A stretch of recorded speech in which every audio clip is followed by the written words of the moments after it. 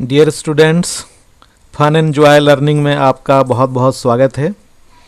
आज हम थर्मोडायनामिक्स से रिलेटेड एक टॉपिक पढ़ेंगे। Ideal auto cycle. जो इंटरनल कंबशन इंजन होते हैं वो ऑटो साइकिल और डीजल साइकिल पर काम करते हैं।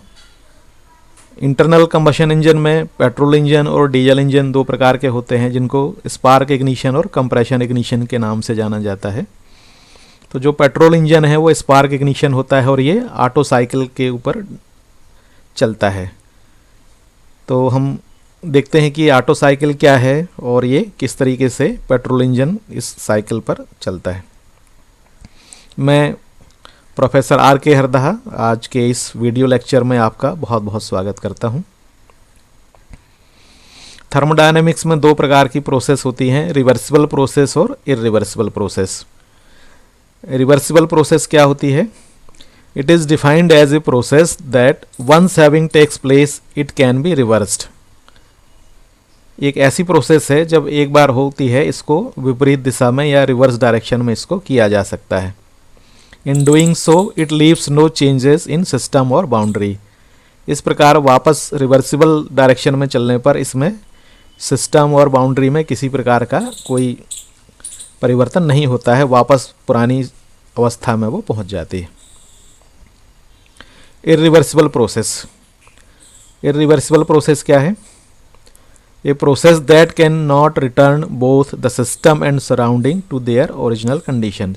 ये एक ऐसी प्रोसेस होती है जो वापस अपनी पुरानी स्थिति पर नहीं पहुंच पाती है। ऐसी प्रोसेस को इरिवर्सिबल प्रोसेस कहते हैं। लेकिन ज़्यादातर प्रोसेस जो है वो इरिवर्सिबल भी होती हैं, लेकिन हम यहाँ पर आइडियल कंडीशन में हर प्रोसेस को रिवर्सिबल प्रोसेस मानकर चलते हैं। ऑटो साइकिल को समझने से पहले कुछ टर्मिनोलॉजी हमको समझना पड़ेगी। तो हम ऑटो साइकिल जो ज़्यादातर इंटरनल कंबशन इंजन में यूज़ होती है उसकी जो कार्यप्रणाली है, जो उसमें जो प्रोसेस होती है, उसको हम पहले एक बार समझ लें कि ये पिस्टन सिलेंडर में क्या होता है, और उसके बाद फिर हम ऑटो साइकिल की चारों प्रोसेस को पढ़ेंगे। तो इसमें आप देखिए डायग्राम में आपको एक पिस्टन और एक सिलेंडर दिखाई दे रहा है। सिलेंडर के अंदर पिस्टन रेसिप्रोकेट करता है और क्रैंक जो है इस रेसिप्रोकेटिंग मोशन को रोटेटिंग मोशन में कन्वर्ट करता है। पिस्टन जब सबसे नीचे वाली स्थिति में पहुंचता है उस पोजीशन को कहते हैं बॉटम डेड सेंटर। फिर यहाँ से 180 डिग्री टर्न करके ये ऊपर सबसे ऊपर पहुंचता है, जिसको हम कहते हैं टॉप डेड सेंटर। और ये जो टॉप डेड सेंटर से बॉटम डेड सेंटर की जो दूरी है इसको हम स्ट्रोक कहते हैं। तो एक बार टॉप डेड सेंटर से बॉटम डेड सेंटर में जो डिस्प्लेसमेंट होता है वो पिस्टन का स्ट्रोक कहलाता है। जब पिस्टन को रेसिप्रोकेट करते हैं तो जो सबसे नीचे वाली जो स्थिति होती है, जब पिस्टन बॉटम डेड सेंटर में होता है, उस समय सिलेंडर का जो वॉल्यूम है वो टोटल वॉल्यूम कहलाता है। और जब पिस्टन टॉप डेड सेंटर में जाता है तब जो वॉल्यूम कंप्रेशन के बाद बचा होता है उसको हम बोलते हैं क्लीयरेंस वॉल्यूम। यहाँ पर इस डायग्राम के माध्यम से आप और अच्छे से समझ सकते हैं कि ये टॉप डेड सेंटर और बॉटम डेड सेंटर का जो वॉल्यूम है इसको हम कहते हैं स्ट्रोक वॉल्यूम, क्योंकि ये एक बार एक स्ट्रोक में इतना वॉल्यूम पिस्टन ट्रेवल करता है। और टॉप डेड सेंटर के ऊपर का जो वॉल्यूम बचा हुआ है इसको हम कहते हैं क्लीयरेंस वॉल्यूम। और यदि हम टोटल वॉल्यूम निकालें तो क्लीयरेंस वॉल्यूम और स्ट्रोक वॉल्यूम को हम जोड़ देंगे तो ये पिस्टन का टोटल, ये सिलेंडर का टोटल वॉल्यूम आ जाएगा।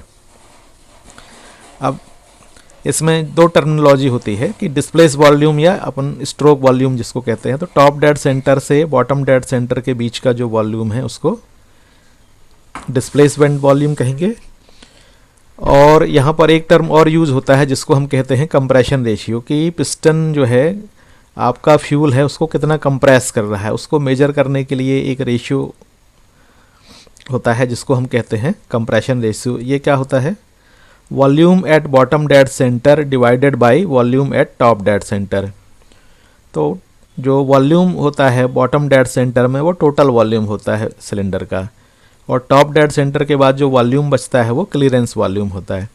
तो इस प्रकार total volume divided by clearance volume का जो रेशियो आता है उसको हम कंप्रेशन रेशियो कहते हैं। इसे आर से डिनोट करते हैं, कंप्रेशन रेशियो। और पेट्रोल इंजन में इसकी वैल्यू ज़्यादातर जो आईसी इंजन हम यूज़ करते हैं ऑटो साइकिल पर, वो 14 से 18 के बीच के लगभग इसका कंप्रेशन रेशियो होता है। ऑटो साइकिल क्या है?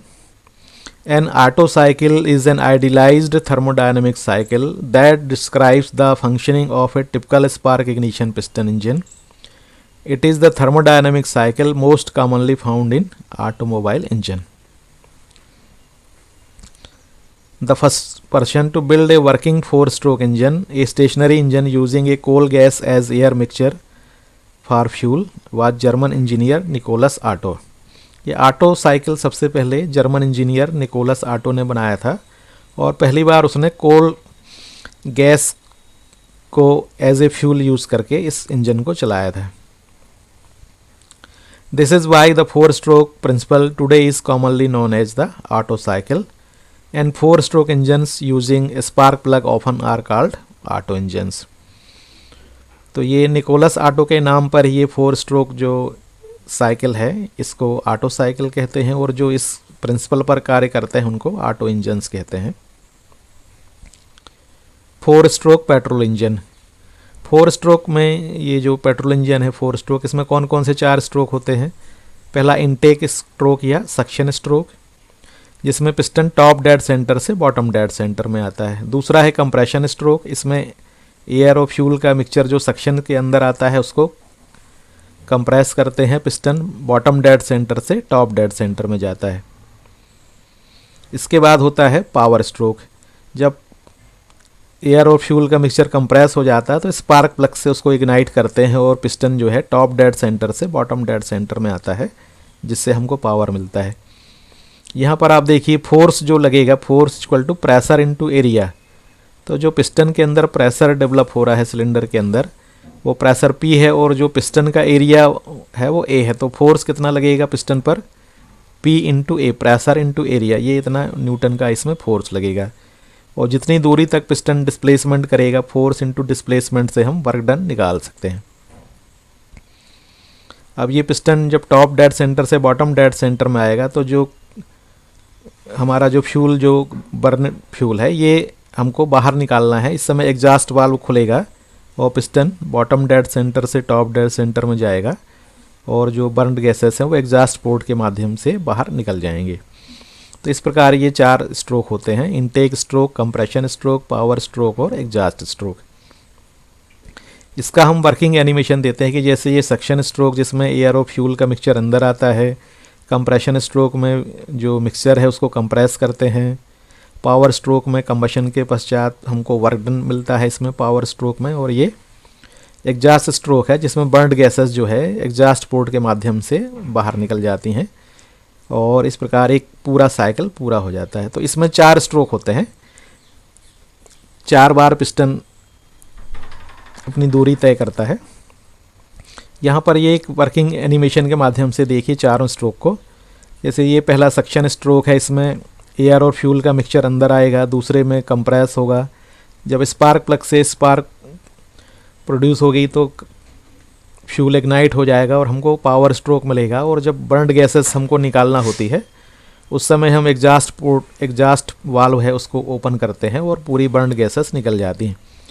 इस प्रकार ये 2 चक्कर में, माने ये 360 डिग्री में 2 स्ट्रोक और फिर दोबारा 360 डिग्री में 2 स्ट्रोक, ऐसे करके 720 डिग्री में ये चारों स्ट्रोक हमारे पूरे हो जाते हैं। एक स्ट्रोक में 180 डिग्री हमारा जो क्रैंक है वो रोटेट होता है। इसी में ऑटो साइकिल के ऊपर 2 स्ट्रोक पेट्रोल इंजन भी काम करते हैं। इसकी कार्यप्रणाली वही है, लेकिन इसमें जो पिस्टन है वो एक बार टॉप डेड सेंटर से बॉटम में और बॉटम से टॉप डेड सेंटर में जाता है। इस प्रकार 2 स्ट्रोक में ही हमारी पूरी जो साइकिल है वो कंप्लीट हो जाती है। तो ये 2 स्ट्रोक पेट्रोल इंजन का एक डिज़ाइन आप देख रहे हैं। इसमें इनलेट और एग्जॉस्ट वाल्व की जगह इसमें पोर्ट होता है जिसमें पेट्रोल और एयर का मिक्सचर जो है ये क्रैंक केस के अंदर आता है और इस क्रैंक केस में एक ट्रांसफ़र पोर्ट लगा होता है। इस ट्रांसफ़र पोर्ट के द्वारा जो मिक्सचर है एयर और फ्यूल का मिक्सचर वो सिलेंडर के अंदर जाता है।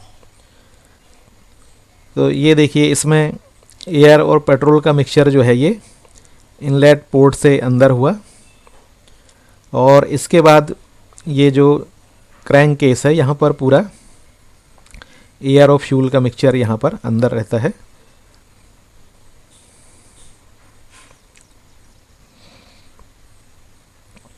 और इसके बाद जब पिस्टन ऊपर जाता है तो आप देखेंगे पहले इनलेट पोर्ट बंद होता है, फिर थोड़ा और ऊपर जाएगा तो ट्रांसफ़र पोर्ट बंद होगा, और थोड़ा और ऊपर जाएगा तो एग्जॉस्ट पोर्ट बंद होगा।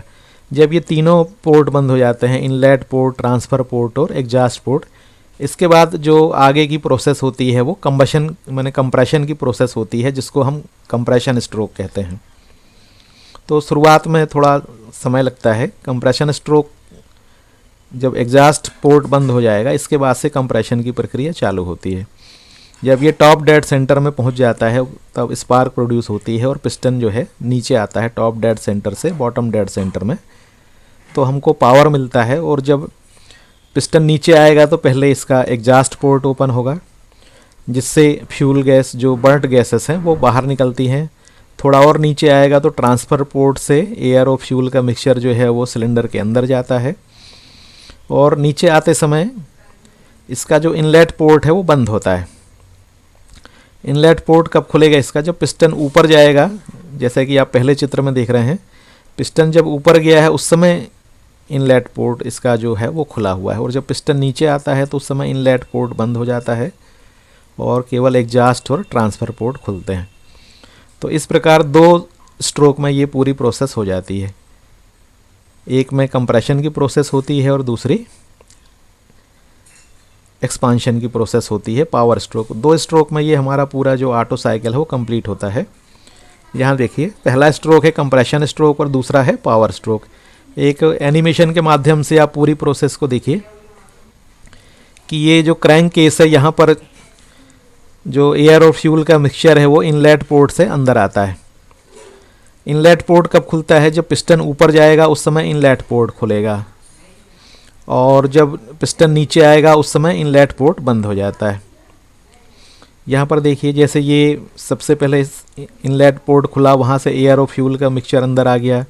फिर जब ये ऊपर जाएगा तो ये ट्रांसफ़र पोर्ट और एग्जॉस्ट पोर्ट को पिस्टन बंद करते हुए जाएगा। जब ट्रांसफ़र पोर्ट और एग्जॉस्ट पोर्ट दोनों बंद हो जाएंगे उसके बाद कंप्रेशन चालू होगा। कंप्रेशन पूरा होने में स्पार्क से स्पार्क निकलेगी, और जब स्पार्क के कारण कंबशन स्टार्ट होगा तो ये पिस्टन को पावर देगा और पिस्टन नीचे आएगा।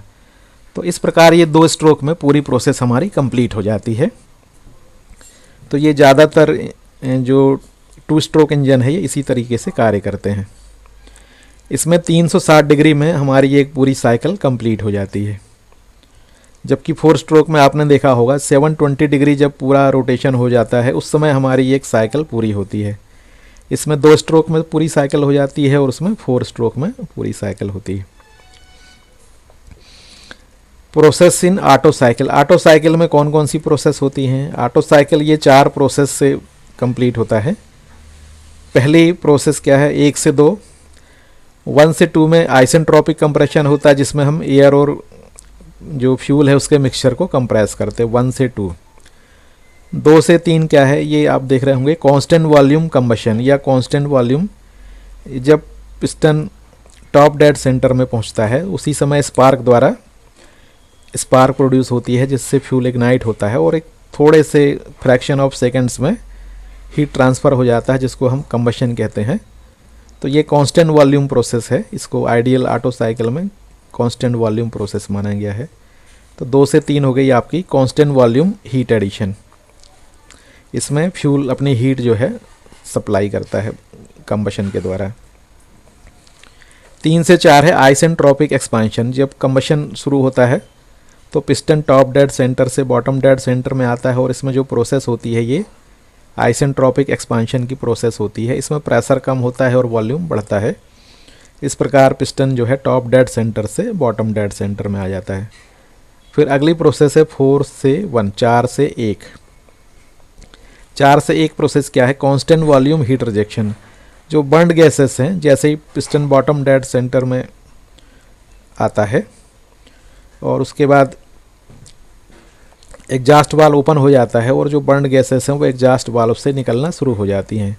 तो ये जो प्रोसेस है इसको हम कांस्टेंट वॉल्यूम पर मानते हैं और इस प्रोसेस को कांस्टेंट वॉल्यूम हीट रिजेक्शन कहते हैं। इस प्रकार ये चारों प्रोसेस में आपकी एक ऑटो साइकिल पूरी हो जाती है। इसको पीवी डायग्राम में इस तरीके से हम बनाते हैं ऑटो साइकिल को कि पिस्टन जैसे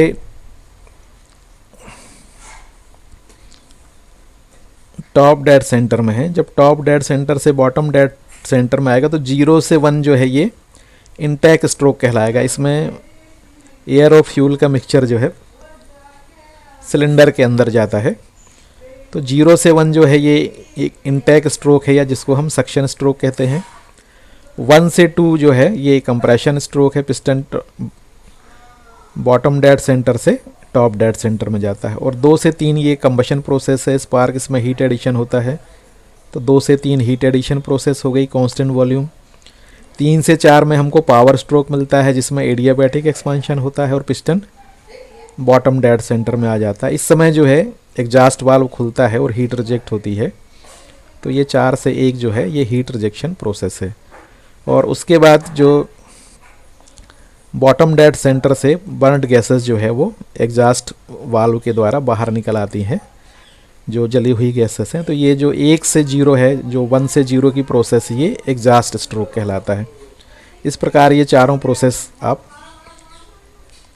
ऑटो साइकिल में देख सकते हैं। देखिए ये सक्शन में 0 से 1 सक्शन हो गया, 1 से 2 कंप्रेशन हो गया, 2 से 3 स्पार्क जो निकलती है वो वाली प्रोसेस हो गई, कांस्टेंट वॉल्यूम हीट एडिशन। 3 से 4 जो है ये बर्न्ड गैसेस जो एक्सपांड होती हैं। और 4 से 1 में जैसे ही एग्जॉस्ट वाल्व खुलता है वहाँ से जली हुई गैसें निकलती हैं। इस प्रकार ये चारों प्रोसेस को आप इस एनिमेशन के माध्यम से देख सकते हैं। देखिए सक्शन में ये एयर फ्यूल का मिक्सचर अंदर आया, इसके बाद ये कंप्रेशन स्ट्रोक है, ये स्पार्क हुआ, ये पावर स्ट्रोक हुआ और ये एग्जॉस्ट स्ट्रोक हुआ। तो इस प्रकार ये चारों स्ट्रोक रेसिप्रोकेटिंग मोशन के द्वारा कंप्लीट होते हैं। इसमें जो क्रैंक है आप देख रहे होंगे, इसमें ये 360 डिग्री, एक स्ट्रोक में 180 डिग्री, दूसरे स्ट्रोक में 180 डिग्री, तीसरे स्ट्रोक में 180 डिग्री और चौथे स्ट्रोक में 180 डिग्री। इस तरह चारों स्ट्रोक को मिलाकर 720 डिग्री का रोटेशन इसमें आ जाता है। अब देखिए ये बॉटम डेड सेंटर और टॉप डेड सेंटर। तो बॉटम डेड सेंटर में जो वॉल्यूम होता है सिलेंडर का वो टोटल वॉल्यूम होता है, इसमें क्लियरेंस वॉल्यूम और स्ट्रोक वॉल्यूम जुड़ा होता है। और जब पिस्टन टॉप डेड सेंटर में पहुंचता है तो केवल उसमें क्लियरेंस वॉल्यूम होता है। इस तरीके से ये दोनों V1 हो गया टोटल वॉल्यूम और V2 हो गया clearance volume. PV and TS diagram of auto cycle. Auto cycle का प्रेशर वॉल्यूम डायग्राम और TS डायग्राम हम देखेंगे कैसा बनता है। तो इसमें चारों प्रोसेस है। इसका प्रेशर वॉल्यूम डायग्राम देखिए, 1 से 2 हो गया आइसेंट्रोपिक कंप्रेशन, इसमें प्रेशर बढ़ेगा वॉल्यूम कम होगा। 2 से 3 कांस्टेंट वॉल्यूम हीट एडिशन है, इसमें वॉल्यूम कांस्टेंट है, V1 बराबर V2। 3 से 4 एडियाबैटिक एक्सपांशन है और 4 से 1 जो है कांस्टेंट वॉल्यूम हीट रिजेक्शन। इसमें जो बर्न्ड गैसेस जो हैं वो अपनी पूरी हीट रिजेक्ट करती हैं। इस तरीके से ये 4 प्रोसेस कंप्लीट होती हैं। इसी का जब हम टेम्परेचर एंट्रोपी डायग्राम बनाएंगे तो उसमें देखिए 1 से 2 आइसेंट्रोपिक प्रोसेस है तो ये वर्टिकल लाइन रहेगी। 2 से 3 कांस्टेंट वॉल्यूम है तो ये 2 से 3 में आप देखिए यहाँ पर टेम्परेचर बढ़ रहा है और है ना वॉल्यूम कम हो रहा है। 3 से 4 जो है आइसेंट्रोपिक एक्सपांशन है और 4 से 1 जो है कांस्टेंट वॉल्यूम हीट रिजेक्शन है। तो ये प्रेशर वॉल्यूम डायग्राम में आपको 2 से 3 कांस्टेंट वॉल्यूम प्रोसेस है और 4 से 1 कांस्टेंट वॉल्यूम प्रोसेस है। टेम्परेचर एंट्रोपी डायग्राम में देखेंगे तो 1 से 2 आपकी आइसेंट्रोपिक प्रोसेस है और 3 से 4 भी आइटर। तो इस तरीके से दोनों डायग्राम की मदद से हम चारों प्रोसेस को समझ सकते हैं। Air standard efficiency of auto cycle. Auto cycle की एयर स्टैंडर्ड एफिशिएंसी है, ये कैसे हम निकालेंगे। तो किसी भी इंजन की एफिशिएंसी निकालने का फार्मूला क्या है, आउटपुट डिवाइडेड बाय इनपुट। हमने कितनी हीट को वर्क में कन्वर्ट किया और कितनी हीट हमने सप्लाई की।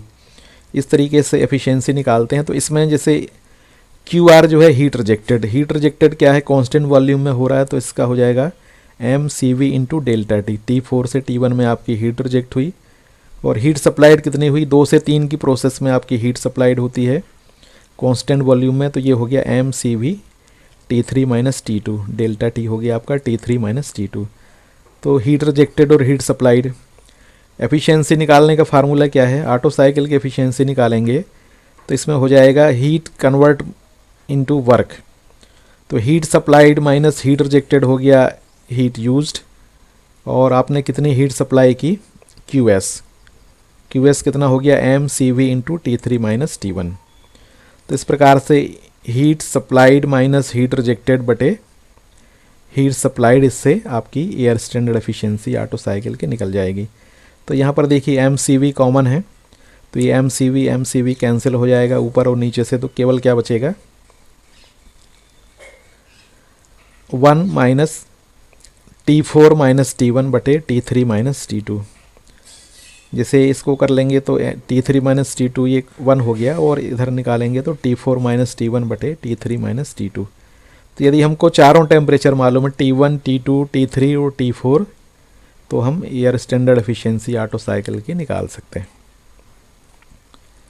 इस प्रकार ये चारों टेम्परेचर की मदद से आप, इसमें क्या होगा, T4 जितना ज़्यादा होगा और T1 जितना कम होगा, या ये T2 माइनस T1 का डिफरेंस जितना कम होगा उतनी हमारी एफिशिएंसी बढ़ेगी। तो इस प्रकार ये चारों टेम्परेचर के द्वारा हम एयर स्टैंडर्ड एफिशिएंसी निकाल सकते हैं। इसके अलावा यदि हमको कंप्रेशन रेशियो पता है V1 और V2, तब भी हम इसकी एयर स्टैंडर्ड एफिशिएंसी निकाल सकते हैं। जैसे कि जो आपकी प्रोसेस है 3 से 4, ये आइसेंट्रोपिक एक्सपांशन प्रोसेस है, इसमें जो फार्मूला लगेगा T4 अपॉन T3, ये हो जाएगा V3 बटे V4 गामा माइनस 1। गामा इसमें क्या है, जो एडियाबैटिक कांस्टेंट है, CP बटे CV जो होता है उसको हम गामा कहते हैं। तो एडियाबैटिक प्रोसेस के लिए हो गया T4 upon T3 equal to V3 upon V4 gamma minus 1। और T1 जो प्रोसेस 1-2 है, ये आइसेंट्रोपिक कंप्रेशन है, तो इसमें भी वही चीज़ें लागू होगी, T1 upon T2 equal to V2 upon V1 gamma minus 1। इस प्रकार ये दोनों प्रोसेस जो हैं आइसेंट्रोपिक प्रोसेस हैं, ये हम इस फार्मूले से निकाल सकते हैं। अब यहाँ पर आप देखेंगे जो 2 से 3 वाली प्रोसेस है कांस्टेंट वॉल्यूम, इसमें V2 इक्वल टू V3 है, और 4 से 1 वाली प्रोसेस है, ये भी कांस्टेंट वॉल्यूम प्रोसेस है, तो V4 इक्वल टू V1। तो V2 बराबर V3 और V4 बराबर V1। यहाँ पर जब हम सब्सटीट्यूट करेंगे तो क्या होगा, T4 upon T3 equal to T1 upon T2, ये दोनों बराबर हो जाएंगे। और इसको जब हम आगे सॉल्व करेंगे तो क्या होगा, T4 minus T1 divided by T3 minus T2 equal to V2 upon V1 की पावर गामा माइनस 1। तो इसमें टेम्परेचर जो है T4 minus T1 divided by T3 minus T2, इसका मान कितना आ जाएगा, V2 अपॉन V1 की पावर गामा माइनस 1। तो एफिशिएंसी कितनी हो जाएगी ऑटो साइकिल की, air standard efficiency 1 minus 1 upon V1 upon V2 gamma minus 1। जो इसकी वैल्यू जो यहाँ पर थी T4 minus T1 divided by T3 minus T1, इसको हमने क्या किया, V2 अपॉन V1 की पावर गामा माइनस 1 हमने यहाँ रखी है ना। The ratio V1 upon V2 is called as compression ratio R। जो V1 और V2 है इसको हम कहते हैं कंप्रेशन रेशियो। जो पिस्टन और सिलेंडर का जो टोटल वॉल्यूम है वो V1 है, और जो क्लियरेंस वॉल्यूम है ये V2 है। तो V1 upon V2 is called compression ratio R। इस प्रकार हम V1 अपॉन V2 की जगह क्या लिख सकते हैं, R लिख सकते हैं। तो ऑटो साइकिल की एयर स्टैंडर्ड एफिशिएंसी कितनी हो जाएगी, 1 minus 1 upon R gamma minus 1। ये एयर स्टैंडर्ड एफिशिएंसी है ऑटो साइकिल की। इसमें आप देखेंगे 2 चीज़ें हैं, एक R है जिसको हम कंप्रेशन रेशियो कहते हैं, और दूसरा है गामा, जो CP अपॉन CV होता है, इसका मान गामा। ये 2 चीज़ें यदि हमको पता है कंप्रेशन रेशियो कितना है और गामा की वैल्यू कितनी है, तो हम इसकी एयर स्टैंडर्ड एफिशिएंसी निकाल सकते हैं। तो ये कुछ फार्मूले हैं जिनकी सहायता से हम एयर स्टैंडर्ड एफिशिएंसी निकाल सकते हैं। तो ज़्यादातर ऑटो साइकिल का ये फार्मूला यूज़ होता है, 1-1/R गामा -1। तो दोस्तों आपने पूरे वीडियो में देखा कि ऑटो साइकिल में 4 प्रोसेस कौन कौन सी होती हैं, इसका प्रेशर वॉल्यूम डायग्राम और टेम्परेचर एंट्रोपी डायग्राम, कैसे इसकी एयर स्टैंडर्ड एफिशिएंसी निकालते हैं। इस प्रकार एक पूरी ऑटो साइकिल हमने आपको एनिमेशन के द्वारा और इंटरनल कंबशन इंजन में कैसे 4 स्ट्रोक होते हैं इसके द्वारा समझाने की कोशिश की है। आपको ये वीडियो कैसा लगा इस पर ज़रूर कमेंट कीजिएगा। स्टे होम, स्टे सेफ और एन्जॉय लर्निंग को एंजॉय कीजिए। Thank you very much for your kind attention. आपने जो इस वीडियो को देखने के लिए अपना समय दिया उसके लिए बहुत बहुत धन्यवाद।